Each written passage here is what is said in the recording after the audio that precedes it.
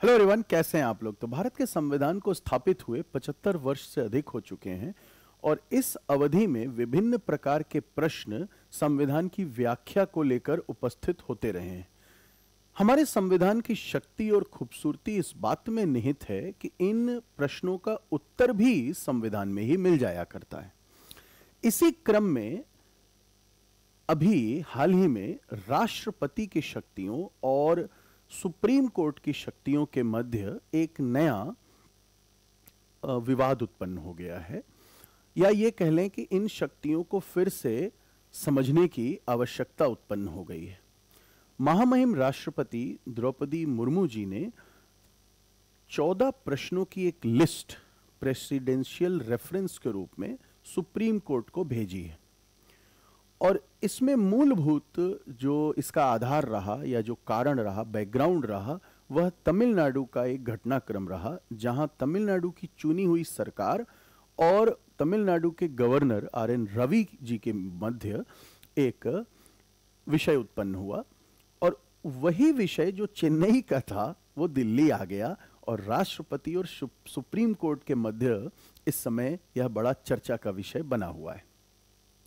तो इस वीडियो में मैं एक कोशिश करूंगा कि यह विषय कहां से उत्पन्न हुआ, क्या कारण रहे और क्या इसका हमारे संविधान पर असर पड़ सकता है, उस पर एक थोड़ा सा विश्लेषण कर लिया जाए। कोशिश करूंगा कि इसको बिल्कुल सिंपल भाषा में किया जाए, एक आम जनमानस को समझ में आ जाए।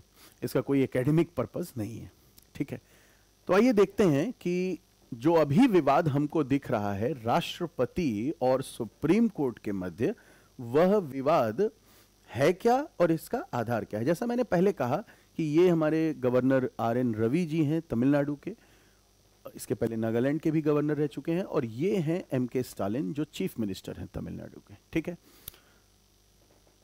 तो यहां पर जो कुछ एक्ट्स पास हुए, टोटल 12 सच एक्ट्स हैं जो यहाँ की लेजिस्लेटिव असेंबली ने पास किया और गवर्नर के पास गया वो साइन के लिए, असेंट के लिए, ठीक है। बिना गवर्नर की साइन के बिल जो है एक्ट बनेगा नहीं, लेकिन गवर्नर ने उन पर सिग्नेचर नहीं किया, या ये कह लो कि उस पर असेंट नहीं किया। तो अब क्यों असेंट नहीं किया, क्या कारण है, वो अभी डिस्कस करते हैं और फिर आगे देखते हैं। देखिए, भारत के संविधान का जो आर्टिकल 200 है वो गवर्नर को कुछ डिस्क्रिशनरी पावर्स देता है। अगर मैं देखूं तो आपको ये, तो भारत के संविधान का जो आर्टिकल 200 है, ये अगर पूरा पढ़ेंगे आप तो आपको समझ में आएगा कि when a bill has been passed by legislative assembly, ये काम की बात है, तो वो प्रेजेंट किया जाएगा किसको, गवर्नर को, और गवर्नर शैल डिक्लेयर। तो गवर्नर के पास 3 ऑप्शन है। ही assents to the bill, sign कर दे कि ठीक है भैया एक्ट बन गया, और दैट ही विथहोल्ड्स असेंट, अपने पास रख ले, रोक ले, ना हमने साइन करके भेजा, ना हमने वापस भेजा विधानसभा में, ना हमने कुछ किया, हम बस लेके बैठ गए, विथहोल्ड्स द असेंट, और that he reserves the bill for the consideration of the president. तो ये बातें ध्यान रखिएगा, जब भी विधानसभा से पास होके कोई बिल जाएगा तो गवर्नर के पास 3 ऑप्शन है, या तो साइन करके कंप्लीट कर दे प्रोसेस, या होल्ड कर ले, और या फिर राष्ट्रपति को भेज दे, ठीक बात है। लेकिन एक और ऑप्शन है, वो विधानसभा वापस भेज सकता है। तो अगर विधानसभा वापस भेज दिया कि आप रिकंसिडर करिए, ये पूरा आप पढ़ोगे तो मिलेगा, उसके बाद गवर्नर के पास पावर थोड़ी कम हो जाती है और उनको असेंट ही करना पड़ता है, ठीक है। लेकिन कभी कभी अगर वो मैटर बहुत ही ज्यादा सीरियस किसी नेचर का हो गया, स्पेशली जैसे कि हाई कोर्ट की पावर कर्टेल हो रही हो या कोई और ऐसा इशू, तो वो प्रेसिडेंट के पास फिर से भेज सकते हैं। यानी लौटने के बाद अगर आपने एक बार विधानसभा को वापस भेज दिया, तो वहां से जब पास होके आएगा तो आपकी पावर काफी हद तक कर्टेल हो जाएंगी और आप एक तरह से लगभग बाध्य होंगे कि आप साइन करिए। बहुत से बहुत कुछ केसेस में आप, जैसे हाई कोर्ट की पावर कर्टेल हो रही हो उस एक्ट में, तो आप उसको प्रेसिडेंट के पास भेज सकते हैं रिकंसिडरेशन के लिए। तो ये जो इशू था वो उसमें मेन जो एक बात आई वो आई कि वहाँ पर जो यूनिवर्सिटीज़ हैं, स्टेट यूनिवर्सिटीज़ हैं, उसका चांसलर, ध्यान रखिएगा, स्टेट यूनिवर्सिटीज़ के चांसलर गवर्नर होते हैं as per UGC rules and regulations. इस प्रावधान को चेंज कर रही थी तमिलनाडु सरकार और चांसलर सीएम को बनाया जा रहा था। ठीक है, इसी तरह का प्रक्रिया वेस्ट बंगाल में भी चलाई जा रही है, क्योंकि इन सब जगह पर चूंकि गवर्नर सेंट्रल गवर्नमेंट की तरफ से जा रहे हैं और जो वहाँ की स्टेट गवर्नमेंट्स हैं वो दूसरी पार्टीज की हैं, मतलब सेंटर से अलग पार्टी है, तो थोड़ा सा उनको राजनीतिक एक फ्रिक्शन जनरेट हो रहा है गवर्नर और सीएम में। ये वेस्ट बंगाल में भी हुआ, ये आपका तमिलनाडु में भी है, और इसी तरह का एक्ट पंजाब में भी पास हुआ कि चांसलर अब हम गवर्नर को नहीं बनाएंगे, सीएम को बनाएंगे, जबकि यूजीसी रेगुलेशंस कुछ और बात कह रही हैं। खैर, तो अब इन एक्ट्स को जो तमिलनाडु में पास हुए विधानसभा में, उसको गवर्नर ने अपने पास होल्ड कर लिया, विथहोल्ड कर लिया, ध्यान रखिएगा। और विथहोल्ड करने के बाद फिर उनमें से कुछ को भेज दिया राष्ट्रपति के पास कंसिडरेशन के लिए, तो वापस विधानसभा को भेजा ही नहीं। ठीक है, अब चूंकि वापस भेजा नहीं तो दोबारा से विधानसभा उसको पास कर नहीं सकती, जबकि विधानसभा ने वहां क्या किया तमिलनाडु में कि बिना रिटर्न हुए ही दोबारा से पास करके फिर से गवर्नर के पास भेज दिया ताकि ये बाध्य हो जाएं। तो ये एक कॉन्स्टिट्यूशनल एक इशू क्रिएट हो गया between governor and the elected government. और ये आज से नहीं हो रहा है, ये बहुत समय से चल रहा है भारत में कि गवर्नर को चूंकि सेंट्रल गवर्नमेंट की तरफ से भेजा जाता है और जहां भी विपक्ष की सरकार होती है तो उनके बीच में फ्रिक्शन होता है। लेकिन अब हमारे यूनिटरी तरह का जो हमारा एक तरह का पूरी तरह से फेडरल सिस्टम तो है नहीं, तो क्वाजी फेडरल टाइप का है, तो इसमें हम सेंट्रल को थोड़ा अधिक पावर तो देते हैं और इसी कारण से गवर्नर की पोस्ट भी है। खैर, तो ये विवाद तमिलनाडु की गवर्नर और तमिलनाडु की सरकार के बीच का था। अब चूंकि वहां के गवर्नर ने उनमें से एक्ट्स को रिजर्व कर लिया, प्रेसिडेंट के पास भेज दिया सलाह के लिए। अब मामला आ गया प्रेसिडेंट के पास, तमिलनाडु का मामला चलाया राष्ट्रपति के पास।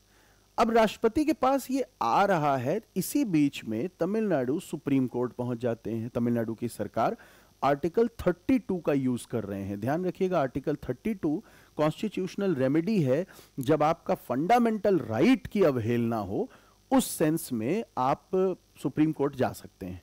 लेकिन समझिए कि यहां कोई फंडामेंटल राइट का क्वेश्चन नहीं आ रहा था।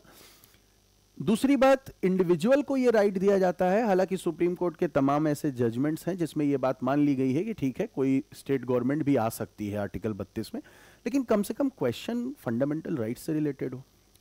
तो एक यहां पर इशू ये आ रहा है कि आर्टिकल 32 के अंतर्गत क्यों सेंटर और स्टेट का डिस्प्यूट लाया जा रहा है, जबकि इसके लिए अलग से एक आर्टिकल 131 है कॉन्स्टिट्यूशन में सेंटर और स्टेट के डिस्प्यूट्स को हैंडल करने के लिए। ये हमारे सुप्रीम कोर्ट का ओरिजिनल जुरिस्डिक्शन है, यानी आप सीधे सुप्रीम कोर्ट जा सकते हैं अगर स्टेट और स्टेट के बीच में विवाद है या स्टेट और सेंटर के बीच में विवाद है। पर तमिलनाडु सरकार ने, इवन पंजाब गवर्नमेंट भी इसी तरह का केस लेकर पहुंची है और उसने भी आर्टिकल 32 यूज किया है। ठीक बात है, तो एक तो इशू आएगा 32, एक आएगा 131, एक आएगा 200। अच्छा, अब थोड़ा सा एक बार जरा आर्टिकल 201 भी देख लें। तो क्या कहता है, when a bill is reserved by a governor for the consideration of the president, article 200 में, the president shall declare either that he assents to the bill or that he withholds assent. तो या तो आप ascent कर लीजिए या तो आप विथहोल्ड कर लीजिए, या तो फिर प्रेसिडेंट में direct the governor to return the bill to the house और एज द केस में भी। यानी प्रेसिडेंट के पास अब 3 पावर है, या तो वो वापस भेज सकते हैं, गवर्नर से कह सकते हैं कि ठीक है इसको फिर से विधानसभा भेज दीजिए, या तो असेंट कर सकते हैं, और या फिर प्रेसिडेंट भी क्या कर सकते हैं, विथहोल्ड कर सकते हैं। तो एक बार विथहोल्डिंग की पावर है गवर्नर के पास, एक बार विथहोल्डिंग की पावर है प्रेसिडेंट। स्टेट्स के ऊपर एक तरह से सेंटर का यह चेक है। और ऐसा समझिए, जब हमारा संविधान बन रहा था तो देश को संगठित रखने के लिए, एक रखने के लिए थोड़ा सा सेंटर को अधिक पावर तो दी ही गई है, और ये हमेशा किसी भी कंट्री के लिए एक आवश्यक बात भी है। ठीक है, तो ये प्रेसिडेंट की पावर थी 201 की। इस शब्द पर ध्यान रखिएगा, विथहोल्ड, और पिछले आर्टिकल में भी विथहोल्ड शब्द था, गवर्नर। अब तमिलनाडु सरकार पहुंचती है सुप्रीम कोर्ट। सुप्रीम कोर्ट ने इस जजमेंट को सुना और गवर्नर को यह माना कि ये राजनीतिक कारणों से इस बिल को लंबे समय तक एक तरह से अटका कर रखे हुए हैं, दो साल से अधिक हो गया लगभग। तो चूंकि 23 का मैटर था, ये 25 की बात है। तो अब सुप्रीम कोर्ट ने 2 जजों की बेंच थी और इन्होंने जजमेंट ये पास किया कि आप किसी भी बिल को अधिक समय के लिए विथहोल्ड नहीं कर सकते हैं, और 3 महीने में गवर्नर हो चाहे प्रेसिडेंट हो, इसको आप साइन करके असेंट करिए। और ये जो यूनिवर्सिटीज और ये सारा एक्ट था, इसको सुप्रीम कोर्ट ने मान लिया डीम्ड टू बी असेंट। मतलब सुप्रीम कोर्ट ने ही ये मान लिया कि ये बिल अब एक्ट है, गवर्नर का साइन हो चाहे ना हो। ये जो नई डॉक्ट्रिन जनरेट की सुप्रीम कोर्ट ने, डीम टू बी असेंटेड, ये वाला जो शब्द है ये थोड़ा सा कंट्रोवर्शियल हो जा रहा है कि अब गवर्नर और सुप्रीम कोर्ट, सॉरी, गवर्नर और प्रेसिडेंट दोनों का जो साइन करने वाला अथॉरिटी है वो भी सुप्रीम कोर्ट अपने पास ले लिया इस डॉक्ट्रिन से। ठीक है, आप ये कह सकते थे कि देखिए आप साइन करके इसको भेज दीजिए, आप यहां तक भी ठीक था, लेकिन आपने कहा नहीं, मान लिया कि साइन हो गया और ये एक्ट बन गया। ये एक इंपॉर्टेंट पॉइंट है, ध्यान रखिएगा। दूसरा, इसी जजमेंट में 8 अप्रैल के सुप्रीम कोर्ट ने राष्ट्रपति और गवर्नर दोनों को, गवर्नर को देते तो फिर भी राष्ट्रपति को यह आदेश दे दिया कि आप 3 महीने से अधिक, 3 महीने के अंदर आप इसको साइन करके भेजेंगे। ये जो टाइमलाइन है, ऐसा कहीं कॉन्स्टिट्यूशन में नहीं लिखा है, ना तो 200 में लिखा है, ना 201 में लिखा है। यहां तक कि जो पार्लियामेंट के एक्ट पास होते हैं उसमें भी कोई टाइमलाइन नहीं लिखा हुआ है। तो हां, एज सून एज पॉसिबल तो लिखा हुआ है, लेकिन कोई टाइमलाइन नहीं है। यहां पर दूसरी कॉन्स्टिट्यूशनल इशू क्रिएट कर दिया। नंबर 1 ध्यान रखना है कि क्या सुप्रीम कोर्ट के कह देने से बिना गवर्नर और राष्ट्रपति के साइन के कोई बिल पास हो जाएगा, और नंबर 2, क्या कोई टाइम लिमिट सुप्रीम कोर्ट अपने से जनरेट कर सकती है क्या। ठीक है, तो ये दोनों बातें ध्यान रखिए। अच्छा, यहां पर एक इशू ये क्रिएट हो गया कि भाई भारत के संविधान में जो प्रोविजंस लिखे हुए हैं या जो उसमें से इंटरप्रेट किए जा सकते हैं, क्या उसमें से अपने मन से कितनी अधिक चीजें सुप्रीम कोर्ट जनरेट करेगा। हालांकि सुप्रीम कोर्ट का ये पूरा हिस्ट्री रहा है कि they have gone with this, और खैर इस कारण से हमारा संविधान इवॉल्व हुआ है, इसमें कोई उतनी गलत बात भी नहीं है, लेकिन कई जगह पर सुप्रीम कोर्ट अपनी लिमिट्स को क्रॉस कर रहा है। पिछले वर्ष भी एक इशू आया था जब इलेक्शन कमिश्नर को अपॉइंट करने के क्रम में सुप्रीम कोर्ट ने कहा कि भाई हमारी भी भूमिका होनी चाहिए। ठीक है, तो भारत के संविधान में राष्ट्रपति ही अपॉइंट करते हैं, लेकिन इन्होंने कहा हमारी भी भूमिका होनी चाहिए। भारत के संविधान में जजेस के अपॉइंटमेंट का भी रोल राष्ट्रपति को है, लेकिन इन्होंने अपने से एक कॉलेजियम सिस्टम जनरेट किया, और इस समय भारत संभवतः उन चुनिंदा देशों में होगा, इनफैक्ट शायद अकेले देशों में होगा, जहां जज खुद को चुनते हैं, जजेस अपॉइंट देमसेल्व्स। और इस क्रम में कई बार हम लोग इस बात को जान रहे हैं कि एक अंकल जजेस का सिंड्रोम आ गया है, भाई भतीजावाद चल रहा है, हम जज थे फिर हमारा बेटा भी जज होगा, और ऐसे कई आप केसेस देख रहे हैं।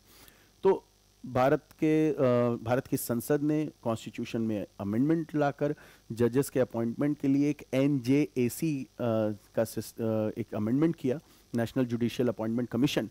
उसको सुप्रीम कोर्ट ने स्ट्रक डाउन कर दिया, कहा नहीं नहीं, जो कॉलेजियम सिस्टम चल रहा है हम अपने को खुद अपॉइंट कर लेंगे, जिसको हम अपॉइंट करके भेजेंगे उसको आप साइन करिए। तो खुद अपने को के अपॉइंटमेंट में आप भारत की संसद की भी भूमिका नहीं चाह रहे हैं, भारत के राष्ट्रपति की भी भूमिका नहीं चाह रहे हैं, और बाकी सबके अपॉइंटमेंट में आपको अपनी भूमिका चाहिए। एक बात समझिएगा, भारत का की संसद सदस्य हो या विधानमंडल में के सदस्य हो, ये अकाउंटेबल हैं पब्लिक के लिए। IAS ऑफिसर्स हों या कोई UPSC से जो अधिकारी बन रहे हों, वो भी एक परीक्षा पास करके आते हैं, वो भी अकाउंटेबल होते हैं towards the government, towards the parliament. लेकिन भारत की जो संसद है वो अपने ऊपर कोई अकाउंटेबिलिटी नहीं चाह रही है। ये एक बहुत बड़ा क्वेश्चन मार्क है। अगर आप एनजेएसी, जो कि एक अलग टॉपिक हो सकता है, उसके प्रावधानों को पढ़ेंगे, उसमें भी सुप्रीम कोर्ट के जजेस की बहुत बड़ी भूमिका थी चुनाव में। हाँ, लेकिन आपके राष्ट्रपति की भी भूमिका महत्वपूर्ण थी, लीडर ऑफ अपोजिशन भी महत्वपूर्ण था, लेकिन नहीं, इन्होंने उसको स्ट्रक डाउन कर दिया। इन्होंने कहा कि नहीं नहीं, संसद से हमें कोई मतलब नहीं है, हमें राष्ट्रपति से कोई मतलब नहीं है, हम जैसा प्रक्रिया चल रही है उसी अकॉर्डिंग हम जजेस का सिलेक्शन करेंगे। ठीक है, एनजेएसी एक अलग विषय है। अच्छा, अभी जो ये वीडियो है वो वीडियो बेसिकली इसका, अब आप जो सेकंड पार्ट में आओगे, ये तो पूरा था बैकग्राउंड, इसका जो सेकंड पार्ट है वो आएगा कि प्रेसिडेंट ने आखिर क्या 14 क्वेश्चंस भेजे हैं जिस पर उसने राय मांगी है। प्रेसिडेंट द्रौपदी मुर्मू जी ने राय मांगी है सुप्रीम कोर्ट से, और उसके बैकग्राउंड में ये सारी बातें चल रही थी। तो वो 14 क्वेश्चंस मैं अभी थोड़ी देर के बाद वीडियो रिकॉर्ड करूंगा और वो अगले दिन आपको अपलोड होगा।